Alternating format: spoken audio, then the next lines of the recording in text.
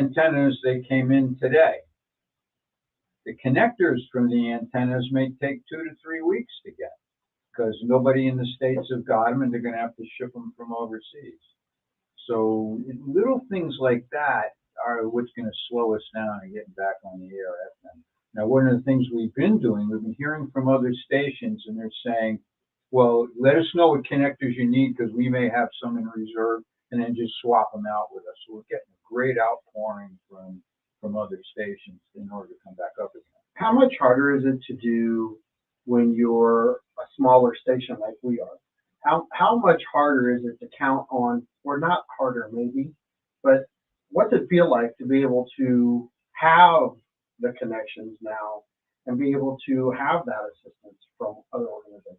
Oh, it's wonderful. It's absolutely wonderful. You know, we go through we put in a lot of hours to make the station work, you know, the core group. And we've got some show hosts that are in their 400th show now. I mean, you've got a huge number of shows under your belt. Right.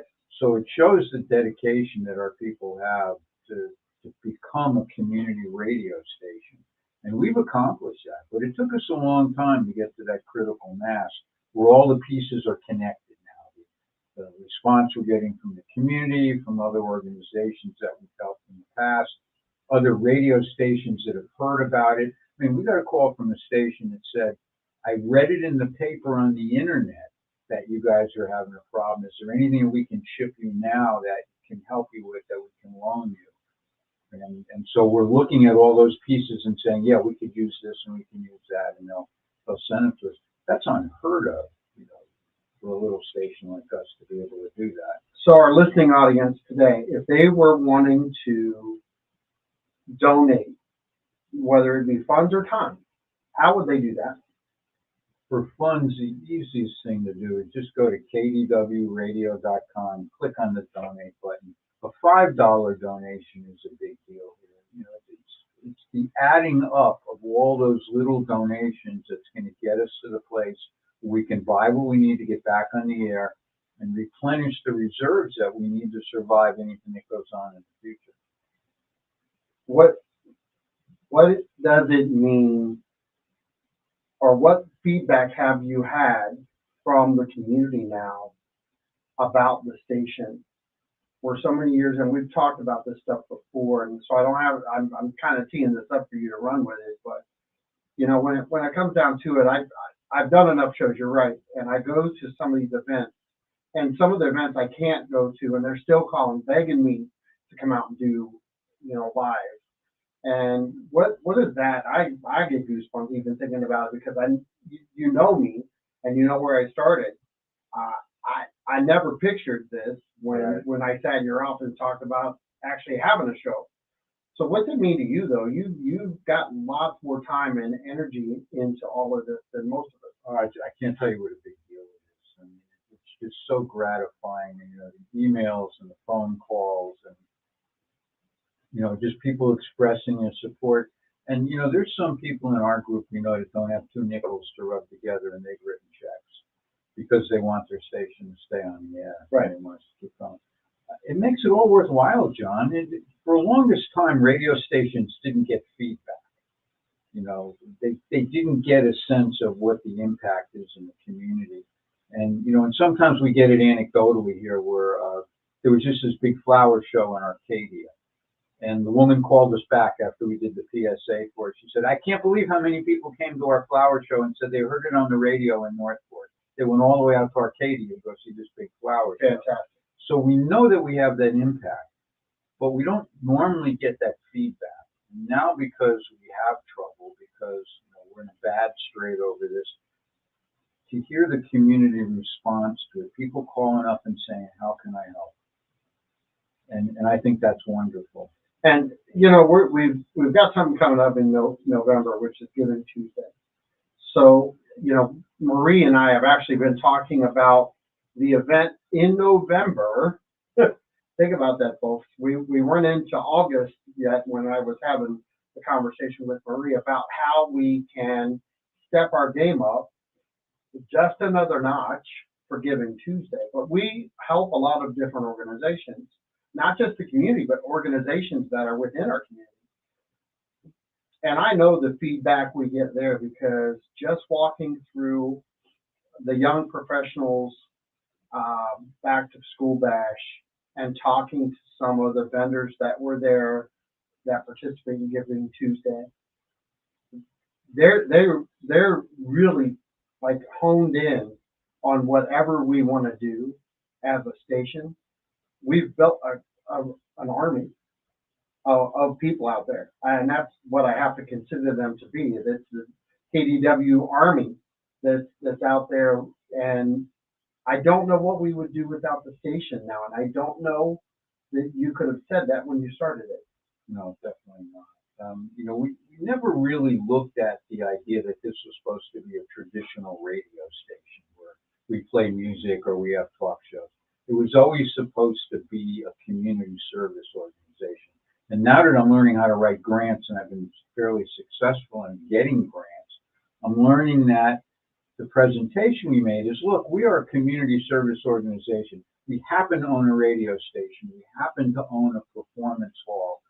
We happen to do Giving Tuesday and Giving Challenge, where we bring all the nonprofits in.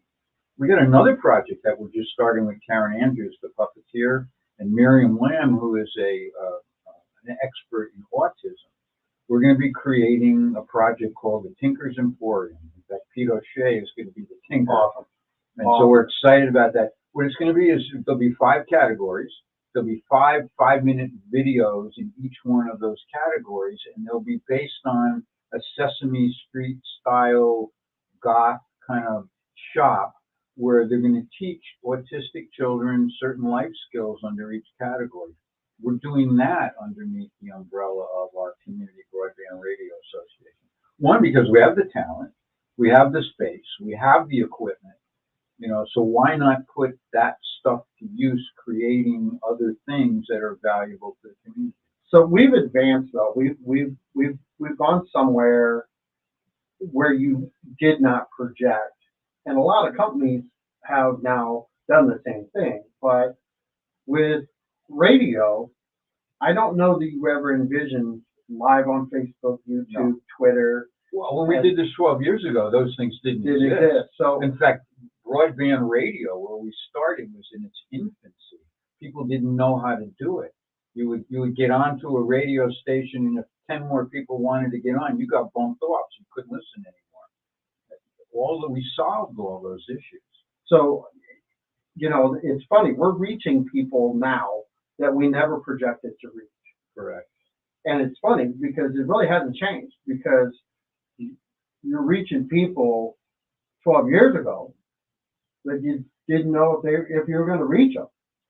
We looked at the IP addresses a couple of weeks ago as we were doing our grant writing and seeing what kind of impact. We got no way counting FM, so we have no idea how many FM listeners there are. We never will. Right. But we know how many internet listeners there are to a point. We've gone from, just in 3 months, from about 8,000 on the average to about 20,000 on the average every hour. That's 20,000 IP addresses from all over the world listening to this little radio station. And we know that the listeners that are listening to a particular show may not listen to the next show, but those numbers don't really fall off. The IP address not change, but the numbers stay up, which is kind of exciting. Well, that's just on the internet side. And is it nice to see that consistency? Yes. There was a time when we had that roller coaster during the course of the day, and that has now changed, that it doesn't vary by, say, more than 5,000 IP addresses in any one direction. And we're seeing some of those numbers at night. There's some shows at 2 o'clock in the morning that are doing 7,000, 8,000 IP addresses. So. That's fantastic. Just listen. I know when I started, and I don't even know the date anymore that I started. I'm just. Nor do I. I just get up and every day I talk to people about not just real estate in Northport, Port Charlotte, and everything that's happening around us. But I was at the park today with my granddaughters. I had lunch with my son, who's down from Ohio, and I said, I gotta go do my show. And my goal was to be here at 2:45, and of course I didn't do that, but I rolled in at 5 till. And it's the dedication Um, and it's not just dedication from the live show hosts, because I want you to talk about the people who do pre-recorded shows and how much time and energy that they put in to make the perfect show that they have in mind. Well, you know, about 8 out of 10 shows here are pre-recorded. Right. And you got somebody like Kim Galloway who does Facets. And Facets is a 2-hour program. She does it every week. She's picking music that you've never heard of before, so that's an effort, you know, to get the side B stuff. She's at almost 500 shows now, and she's done this every week, and she is not the exception. We've got other people. Jax Resto's been doing radio theater, and Jax has been doing that since almost the beginning of this station 10 years ago. So we've got people that are just pumping out shows. Joe Moreo, not only the program manager, he's Joe the Oldies guy, pumping out 2 shows every week. So, and he spends a lot of time setting all that stuff up, though. Yeah, this stuff isn't easy to do. I mean, an hour show probably takes you 4 or 5 hours to put together, you know, and get it up. And then again, we're a fully automated station, so it makes it easy. They don't have to come in. Right. They upload it, and the software deals with it. So I gotta give a shout out to my buddy Chuck English. Thank you for the birthday wishes.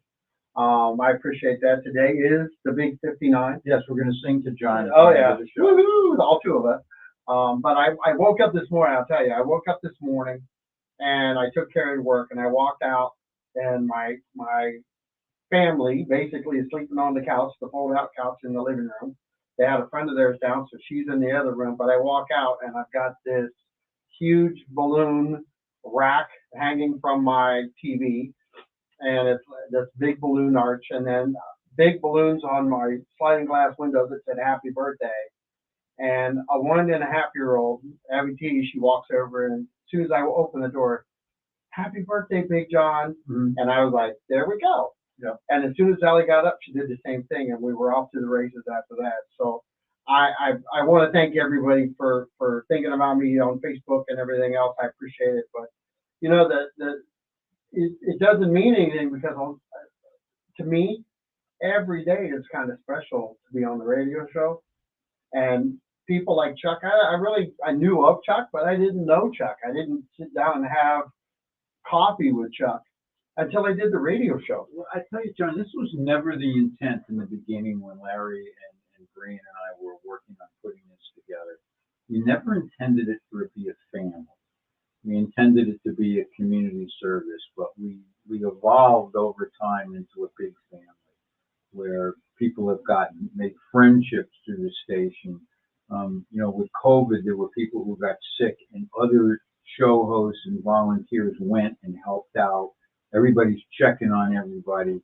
And we're seeing that in the community too. We consider all of our listeners part of our family, part of the KDW radio family.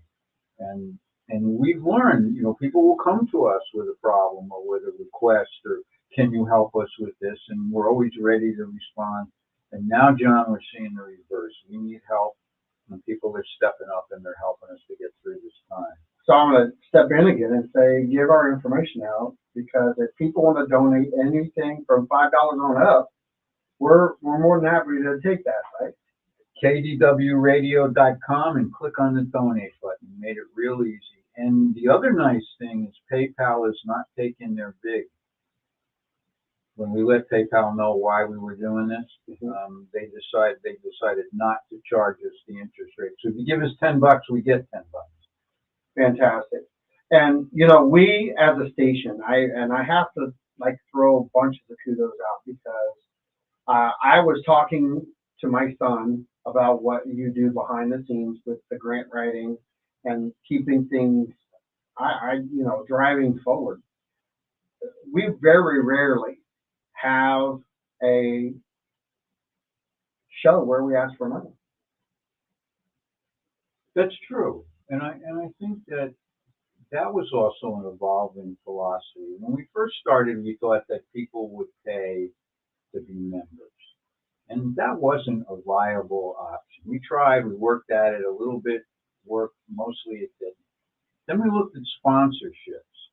And that was around the time the money was getting really tight for everybody. And so that really didn't work. But what we found was grant writing was the way to go. That's what's made the difference with us, is being able to write grants. And that's only in the last couple of years. Otherwise, it was out of my pocket and other close friends that said, yeah, we want to keep your station going. So fortunately, I don't have to do that anymore. So I'm going to throw this at you for a second, and I want you to talk about another 3 or 4 shows that we have on the air, so that people in my listening audience understand the variety that we have. So we talked about Joe. Let's maybe talk about Marie and some of the other. Marie and CJ, 2 great talk shows. I mean, they are doing some amazing stuff. We have Jaha Cummings, who is a commissioner in Northport. Fantastic. He's doing some fantastic shows. We got Dominic Ritacci doing Listen to the Music, which is a wonderful music show filled with history and little quips about what's going on in the song and things like that. Go to the KDW radio and pull up the schedule. You can also look and read about the individual show hosts too. They've got some interesting bios to look at. Just don't look at mine. Mine's not that interesting. Well, it's there. It's there. But so there's basically everything, because the idea of a community radio station, that was one of the core foundations, is everybody needs to have a voice. And so we have every kind of music you can think of. We got a German show. We got a Spanish show coming online now. Didn't we have Russian? We have a Russian show that's been airing for the last 5 or 6 years. And for some reason that show doesn't come on, we get calls on the phone. Where's our show? When's it coming on? Well, we have a huge, diverse listening audience, but we also have a huge, diverse city.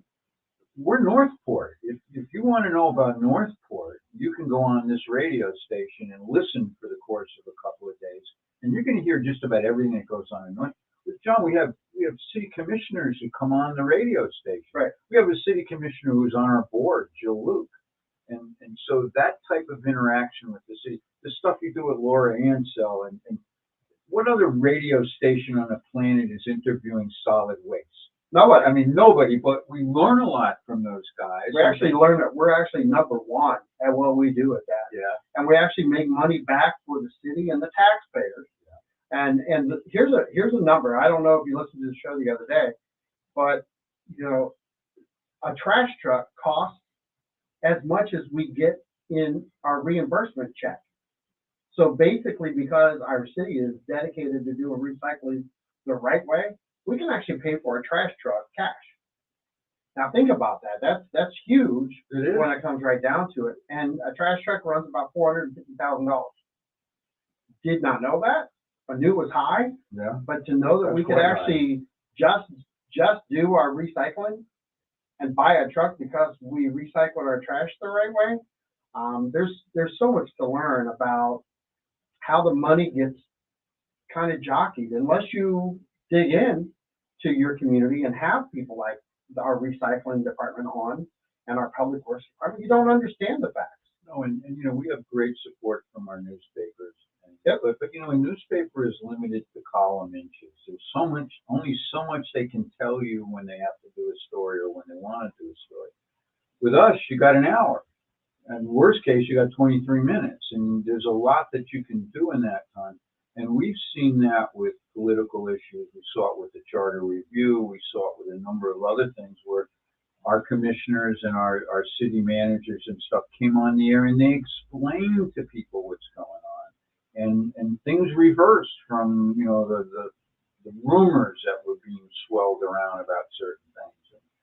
And that's, I think, really powerful, that we have that reach and we can get that information out to the public. Have we hit your goal? Have you moved? Did you move the goalpost? I'm just going to tell you, the goalpost is constantly moving because we're looking at okay, we did that. What can we do now? Oh, wow. Do you think we can do that? Yeah. And all of a sudden we start progressing in that direction. Right. There's a couple of things, like I said, we're doing the Tinker's Emporium. That's going to be a lot of fun. We've just opened up a website called lpfmmedia.com, and the purpose is to sell shows to other community stations. we're a rarity. We have 72 volunteers, 46 of them are show hosts. We're constantly generating great content. Everything from Fish and Frank, um, Yep. right down the line to everybody else to music shows like Dominic and Music. Great coup, Dominic and Kenny interviewed Hartley Peavy, who's never given an interview on radio or television. Peavy guitars and Peavy amps. They got him on for almost 2 hours talking, and they broke it up into life story segments. So we're doing some great stuff with content. So anyway, we're going to be able to sell this content to other community stations, and not to make ridiculous profit. It's enough to keep them on the air. They pay $25 for a show. They get a $50 sponsor. They've made money in the game because Right. nobody wants to support a jukebox. Well, and I'm going to kind of point this out too, that the time and energy that it takes to run these shows and do all these things. Are we inspiring other community radio stations to look at how we're doing things? I hope so. One of Brian's dreams was to codify everything that we're doing, get it into a big book called How to Run a Community Radio Station for Dummies. And we are actually working that direction. Joe and Jill and Kim Galloway have been codifying how we do all the things that we do here. And I think, at some point we're going to have the ability to hand you a package and say, you want to be a community radio station. Not that we know it all, but this is what we've learned in the process of bouncing off the wall a few times.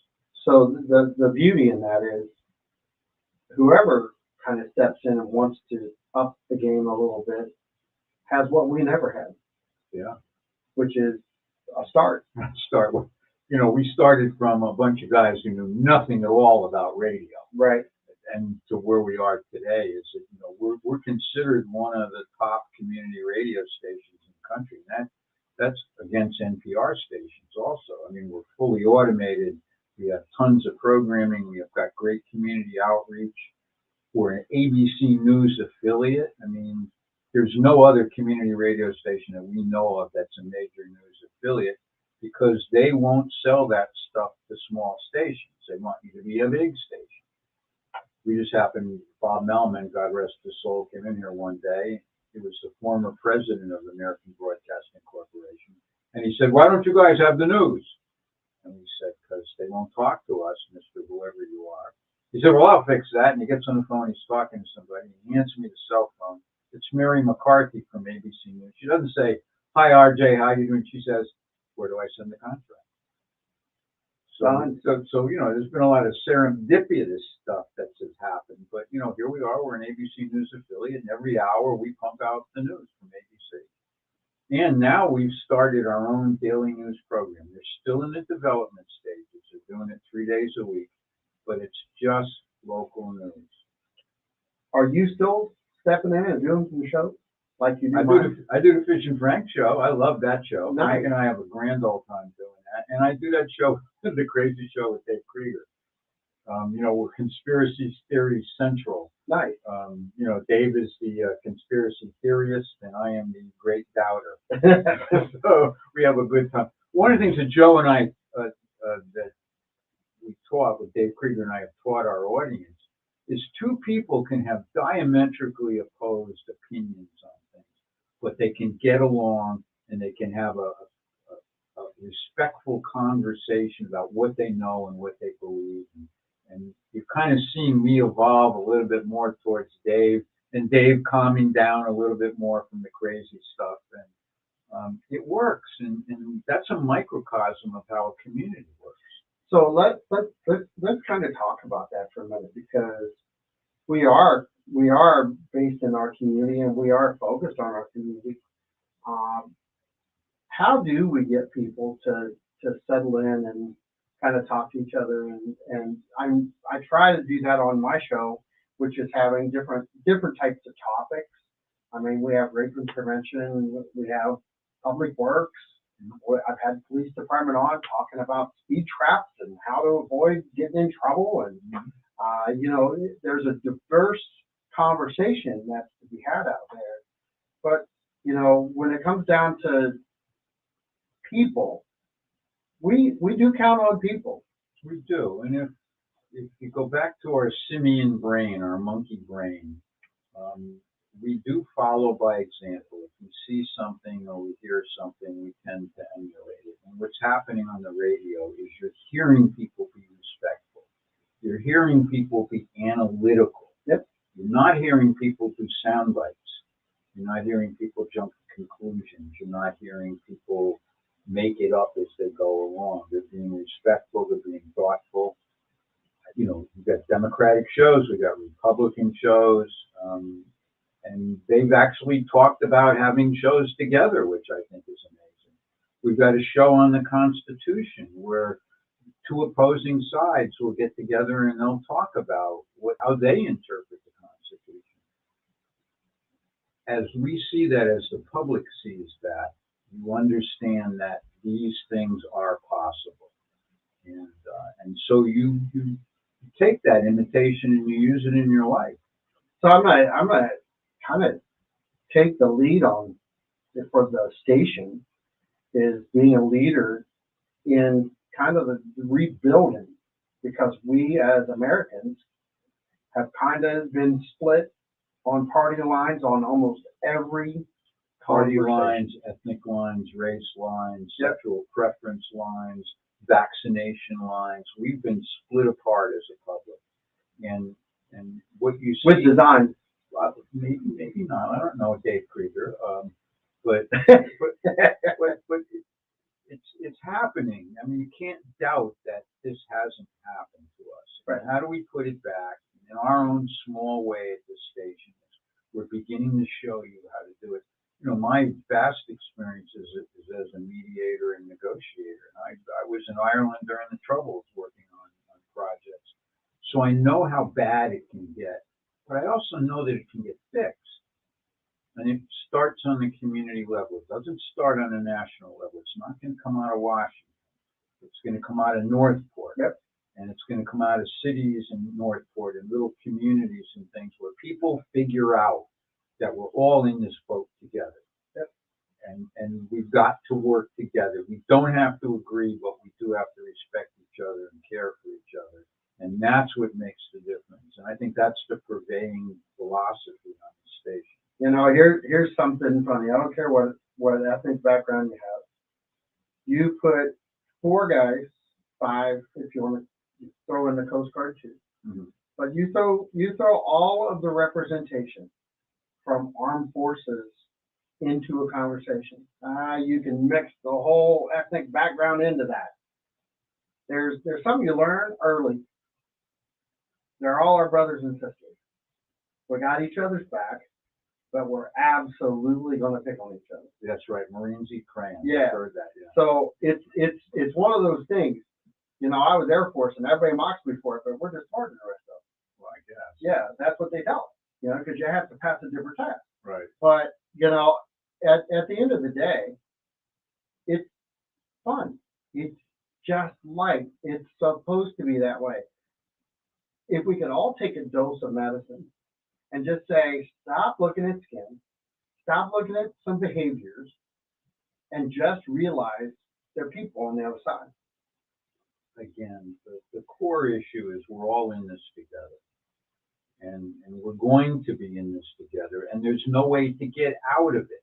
We're in it together. So what are we going to do to make it palatable for everybody? What are we going to do to make it so it works for everybody without having to take away somebody's ability to live or enjoy their community? So the reason I went there is an easy road back for me, because when I started as a show host, do you remember what you said? I barely remember your name. I know, but it was really kind of enlightening for somebody who's never done a show, that you can take the show wherever you want to go. There is really no limitation. Just keep it respectful. Well, that was the corral theory that we came up with. As long as you stay in the corral and you don't get me in trouble, right? I'm not going to tell you how to do your show. I'm not going to give you a formula, because we don't want it to sound like every other radio show on the planet. And that has worked beautifully. mm, none of our shows follow a standard format. It is the creative force and energy of that show host. And I think that's one of the reasons that the show hosts are so dedicated and they've done this stuff for so long. We have very little turnover in show hosts. And I'll say this, I've had open dialogue with a lot of our show hosts. We've done a lot of Giving Tuesdays and all different kinds of fundraisers that we do here for other organizations. I've been to Wednesday nights, the music, and open mic and listened to that, and really appreciate that online, and listening in and throwing comments in. It's that people just need to maybe sometimes drop their guard and realize that all good ideas are good ideas, but greatness is when you can put good ideas together with a neutral mindset and just run with it. And sometimes you have to give and take. And I'm wondering, have you ever, as you started this whole thing, have you ever had to give and take? Oh, all the time. Especially in the beginning, we had to do a lot of giving, and there wasn't a whole lot of taking going on. But we pretty much knew that we could do this, that it could happen. Unfortunately, we lost Larry and Brian early to illnesses, but they did lay the philosophical foundation that guides me every day.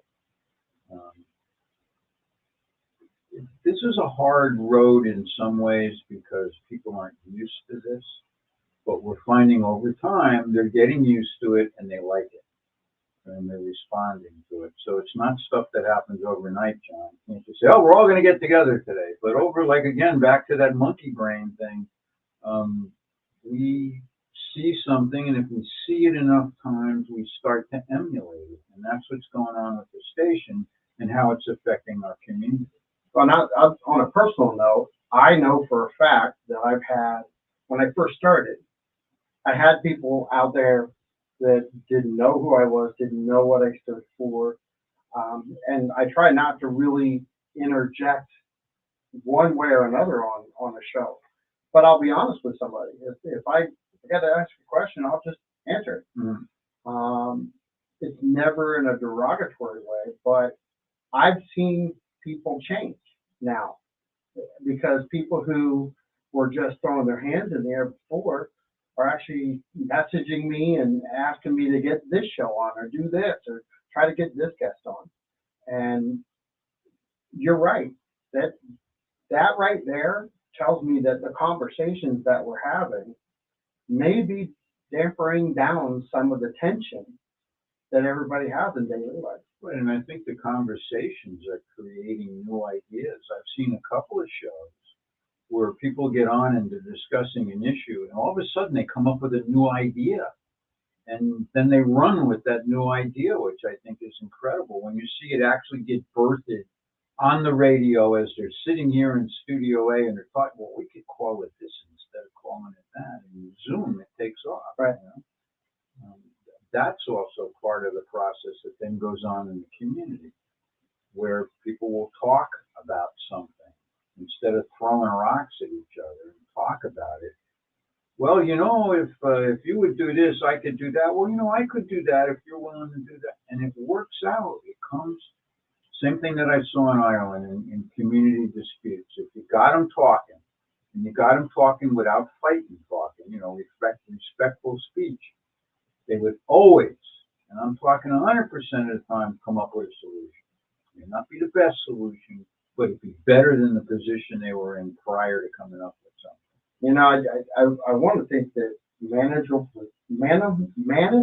positions. Yes, manageable positions. Honestly, manageable positions, because and I've said this now, I think for over a year I've been saying that I think there's one word that has been taken out of the dictionary, and I'm not just talking local. I'm talking all the way up the ladder, and I'm talking even with friends. The word compromise seems to be a word that a lot of people have forgotten. That you do things because you compromise. You get things accomplished because you compromise.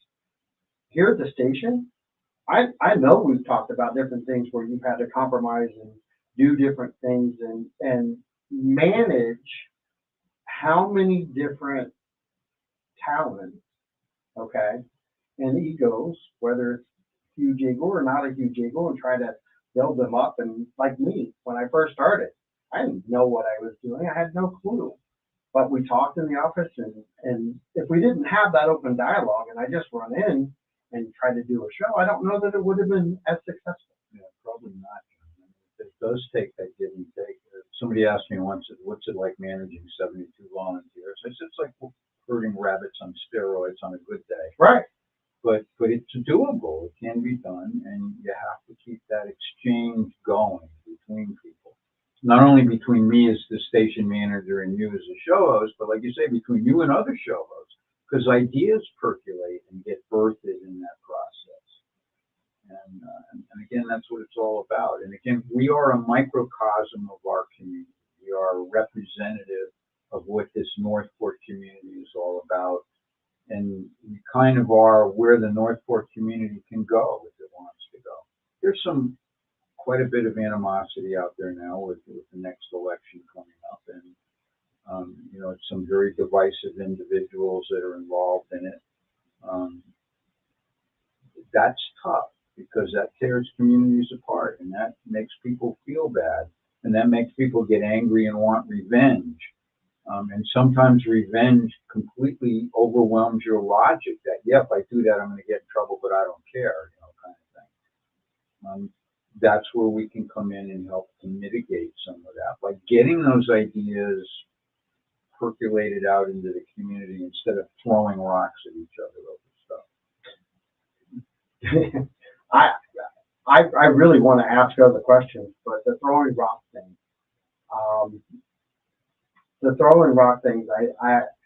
people do throw rocks. As a kid, that was one of my main solutions to a problem, is throw a rock at it. I didn't do well for me, but I would throw the rock anyway. I will say that it was an enlightening moment for me when I stopped at a car wreck one day and helped the grandmother and two grandchildren, and I had my friend Dave with me, and I absolutely got sideswiped at a wreck. I was the lead, and I was doing all the triage stuff and waiting on the ambulance to get there, and I had somebody come up and address me about my radio show on the spot. And Dave turned around, looked at me, and he said, "Who in the heck was that?" And I said, "Well, it was one of my," and he goes, "What was that about?" And I said, "Well, it was about my radio show." And he goes, "Holy crap, they didn't talk to you about real estate, they wanted to talk to you about your radio show, and they talked to you like that?" And I'm like, "Yeah." And he goes, "Why are you doing your radio show?" I said, "Because there's going to be a time where it's going to be okay. They're going to get to the other side of where they're at." And it has. It's turned that corner. So I love the fact that we talk about throwing stones, because people do throw stones. But sometimes you have to be strong enough to endure them and not maybe fight back. That maybe fight back with just continuing down the path that you're on. Throwing the stone back from the other side continues the conflict. It does. Doing something different other than throwing the stone is what makes the difference. And I'm sure with that person, you had some give and take with them. Sure. And, as opposed to letting them walk away angry and wanting to do more. We all have different opinions, but they can mesh. It's possible that they can mesh. And again, that's what the station keeps trying to do. What have you seen out of the station as a whole, as far as the growth and the attention that it's drawing now into the community? What have you seen there? I know if you wear your radio station shirt to any one of the retail outlets, people will come up and talk to you and want to know how things are going at the station and offer their comments and stuff. But just, a few years ago, that didn't happen. So we know that the impact is there. And we go to chamber functions, and when people say our names, the people there clap and cheer. So good stuff going on with where we fit in the community. So the listening audience right now, if you could type in what the radio station means to you, I'll read it live on the air. But while you're doing that, give the information again if somebody wants to donate any type of funds to the station for the lightning strike repair. KDWradio.com. It's KDWradio.com, and it's click the donate button. It takes you to our PayPal thing. And PayPal's not taking a fee for the next 30 days. And all the money now, because of PayPal doing that, comes directly to us, right? Right. You give us $10, we get $10, not $9.60-something. So we did something, or I did something several months back, and I almost thought about doing that today, but I didn't set it up like I did before. But it was kind of amazing to you, and it wasn't to me because I didn't think about it. But I actually did a phone call in, and I actually had people calling in. And when I came in, you said, "Well, John, that doesn't happen anymore." I didn't understand that at the time because when I grew up, I know. I'm glad you didn't.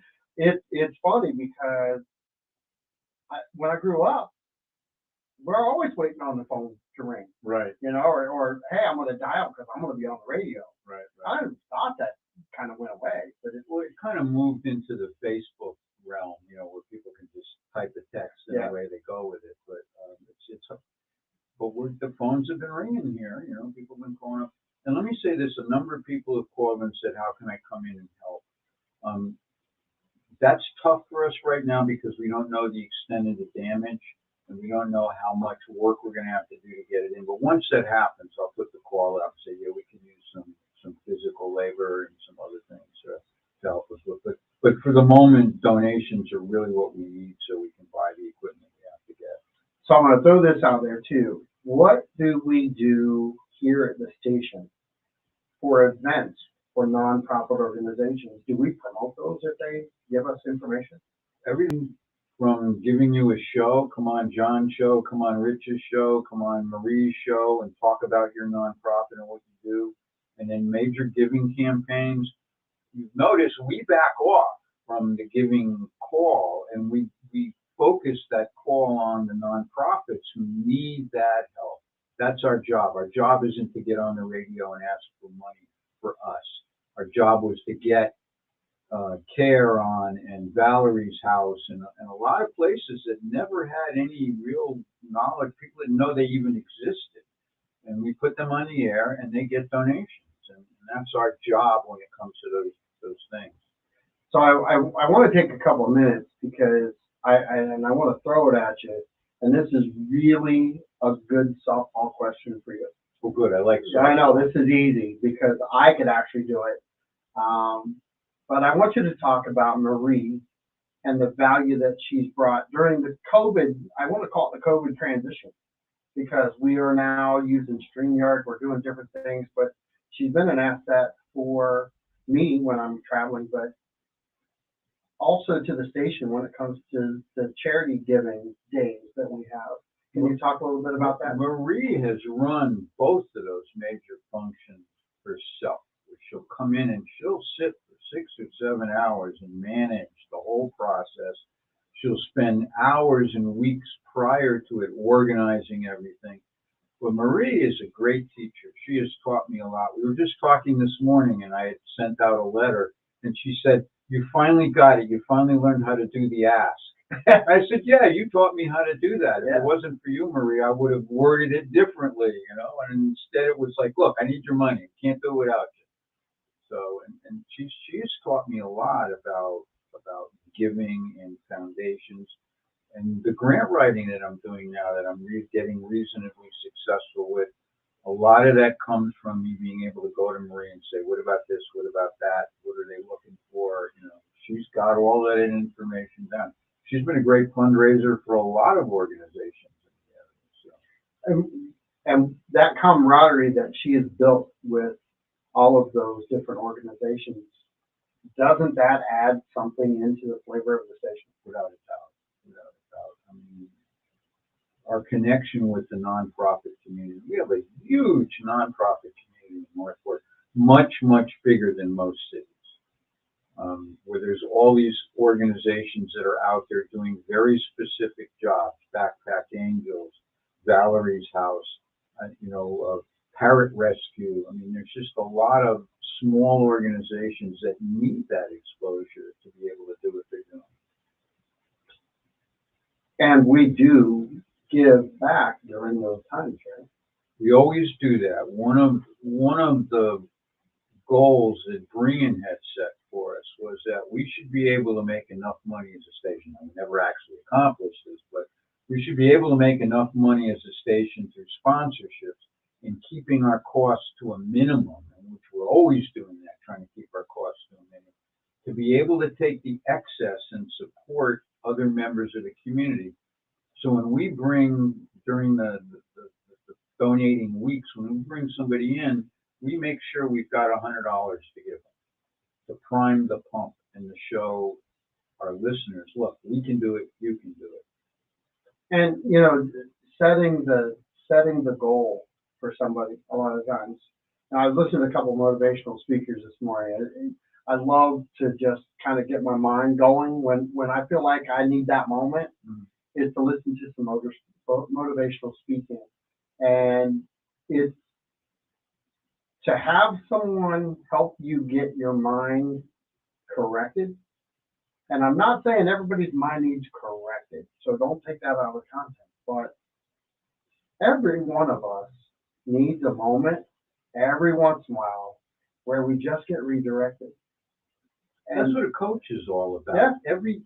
There's coaches in health, there's coaches in sport, there's coaches in cooking, because you got somebody on the outside looking in and seeing things that you don't see and giving you some advice about how to do it a little differently, and maybe you can up your game a little bit.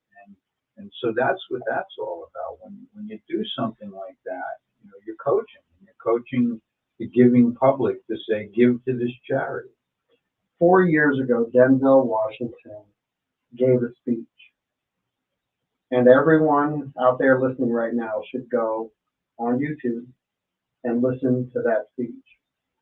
It was direct, it was simple and clean, but it was mind-changing. And here's what I mean by that. And it's sort of like what's happening today. We're sitting here talking about something that's really positive in our lives. The radio station is very positive in my life. It can be in the way sometimes. But guess what we all do? We make that adjustment and we get our mind right and we readjust and we go do our show. That speech by itself enlightened a whole group of people when he gave it. Changed the moment. Why don't we all just take a minute, step back on a Monday, change our week. Let's all take a moment and remember that if you help someone and you pay it forward and you do something with kindness and not by taking, that you can really change your momentum. You can change your life. You can move things around. Even just physically, John, when you do something nice for somebody, even when you say good morning to somebody or you're nice to the girl at the checkout counter, whatever, you create these endorphins in your body that lower your blood pressure, lower your insulin resistance, and it just makes you feel good. And so I think that should be an important part of your life. Do something nice. But Bud Buckley, every show at the end of Wednesday night, every Wednesday night, he says to everybody, and just be nice. It's the best advice I've ever heard. Just be nice. You know, how many shows do you think we talked about in an hour here? Quite a few. I don't know that I think maybe we set the standard now. Well, there's 46 shows, yeah. So I can't remember them all. I know, and we didn't have the board or the door open, so you couldn't read the board and cheat. Right. But you've thrown a lot of shows, a lot of show hosts out there. If they want to see who they are, where should they go? Go to the website and look at the show hosts. We've got one show host. I'm so proud of her. She's in her late 80s, Barbara Carley. And she has the worst case of rheumatoid arthritis you can ever imagine, to the point where she can barely move. She has been doing a show every week for 23 minutes for 4 or 5 years. So, and it ain't the greatest show on the planet, but here she is. She's getting up and she's doing it. But go back. How long? 4 or 5 years now. And how old? She's in her 80s, going into her 90s now. Dude, you know, if I make it that long, I'm gonna feel good about it. Yeah, me too. You know, I'm 59, so I got what, 29 years to go. Yeah, you could do it, John. I think I can. I feel 29, but we almost have to be off the air because it's 3:58 right now. Okay. And I know you're going to get up and turn me off over here on the radio station. I'm heading out. All right. So once again, this is John Rawlings with RJ Malloy at WKDW Radio 97.5 FM saying thanks. Have a blessed day. Please open your hearts and a little bit of your wallet. Send in some donations to help us out. I promise I'm not going to beg, plead, or anything else. But help somebody out, and you can help us out to move our station forward so we can continue to bring great information and great content and great music your way. This is John Rawlings with WKDW Radio saying thanks and have a good night. Bye-bye.